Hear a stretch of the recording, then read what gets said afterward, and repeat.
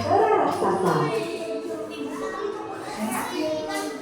Setelah Nabi Adam wafat, yang terpilih menjadi khalifah di bumi ini adalah anak cucunya. Sebagian dari mereka memegang teguh ajaran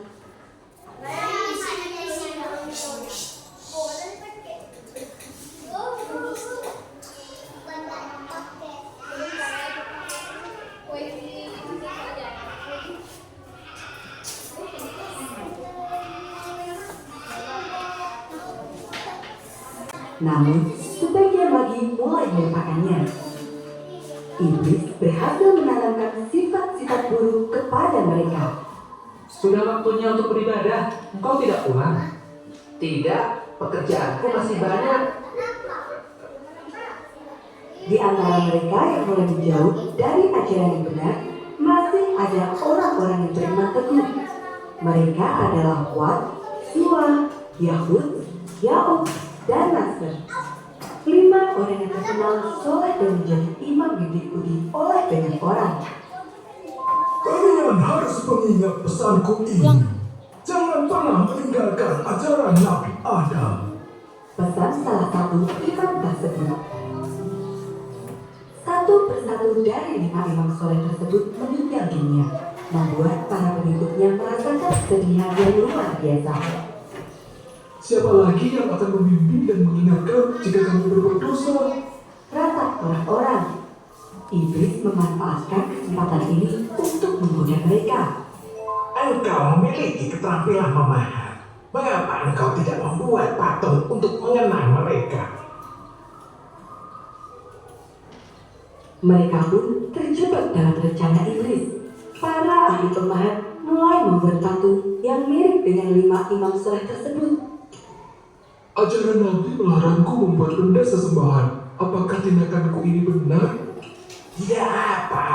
Patung ini bukan untuk disembah. Sekali lagi, iblis berhasil menghasut manusia untuk berbuat dosa. Setelah selesai membuat patung-patung itu, mereka mulai berkumpul di satu tempat. Ingatlah wahai saudaraku, mereka adalah 5 imam yang telah membimbing kita. Janganlah kalian melupakan siapa mereka. Kita membuatnya bukan untuk disembah. Jadi, ini tidak termasuk perbuatan dosa. Begitulah, sedikit demi sedikit, manusia mulai membenarkan tindakan mereka. Waktu terus berlalu, patung 5 imam soleh ini mulai tersebar ke berbagai daerah. Dari ayah diturunkan ke anak-anak mereka, dan kemudian diturunkan kepada cucu mereka. Semakin lama, cerita tentang 5 orang soleh ini mulai berubah, hingga akhirnya mereka mulai menganggap 5 patung tersebut sebagai Tuhan. Di tengah-tengah kaum yang menyembah berhala tersebut, Allah mengutus seorang nabi dan rasul. Beliau adalah Nabi Nuh alaihissalam. Nabi Nuh adalah orang yang cerdas dan kuat imannya. Dalam setiap tindakan, Nabi Nuh selalu bersyukur ketika ia bangun atau hendak tidur, ketika makan dan minum, atau mengenakan pakaian dan segala kegiatan lainnya. Tugas Nabi Nuh adalah mengajak kembali umatnya untuk beriman kepada Allah. Nabi Nuh berkata bahwa tidak ada Tuhan selain Allah. Sungguh hanya Allah lah yang menciptakan dan memberikan rezeki kepada manusia. Dan selama ini, iblislah yang telah menghasut nenek moyang mereka, membuat mereka menyembah patung berhala yang hanyalah sebuah benda mati.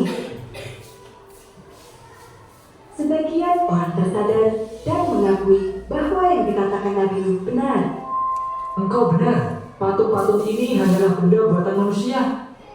Namun, sebagian besar lainnya justru menentang. Bagaimana bisa aku percaya kepadamu jika istri dan anak-anakmu sendiri tidak mempercayaimu? Pada saat itu, Nabi Nuh sudah menikah dan memiliki 4 anak laki-laki. Sayangnya, istri dan anak-anak Nabi Nuh ini tidak mau meninggalkan ajaran sesat itu. Mereka menolak beriman kepada Allah dan terus menyembah patung berhala. Jangan hiraukan apa yang dikatakan ayahmu. Nenek moyang kita adalah kaum yang saleh. Merekalah Tuhan yang harus kita sembah. Meskipun ditentang banyak orang, Nabi Nuh tetap berdakwah dan terus berusaha untuk mengajak kaumnya kembali beriman kepada Allah. Ketika dakwahnya tidak didengarkan, Nabi Nuh memberikan peringatan kepada mereka. Wahai kaumku, sembahlah Allah. Tidak ada Tuhan bagimu selain Dia. Sesungguhnya, aku takut kamu akan ditimpa azab yang besar. Sayangnya, peringatan ini tidak membuat mereka takut dan malah membuat mereka semakin menentang. Engkau hanya manusia biasa seperti kami. Jika engkau memang benar, buktikan rasa itu kepada kami. Nabi Nuh menjawab, Hanyalah Allah yang akan mendatangkan azab itu kepadamu. lalu datanglah hari di mana Allah menurunkan wahyu bahwa orang-orang yang beriman tidak akan bertambah lagi dan semua orang yang berbuat dosa akan ditenggelamkan. Allah kemudian memerintahkan agar Nabi Nuh membuat sebuah bahtera atau kapal yang sangat besar. Nabi Nuh mulai menanam pohon. Kelak, pohon itu akan ditebang dan dibuat menjadi kapal.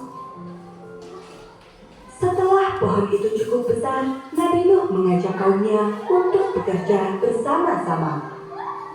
Pekerjaan mereka ini menarik perhatian banyak orang. Beberapa pemimpin suku pun datang dan bertanya, Apa yang sebenarnya kalian lakukan? Dan apa manfaatnya? Kami membuat sebuah kapal yang sangat besar. Kapal ini akan menyelamatkan kami dari banjir besar.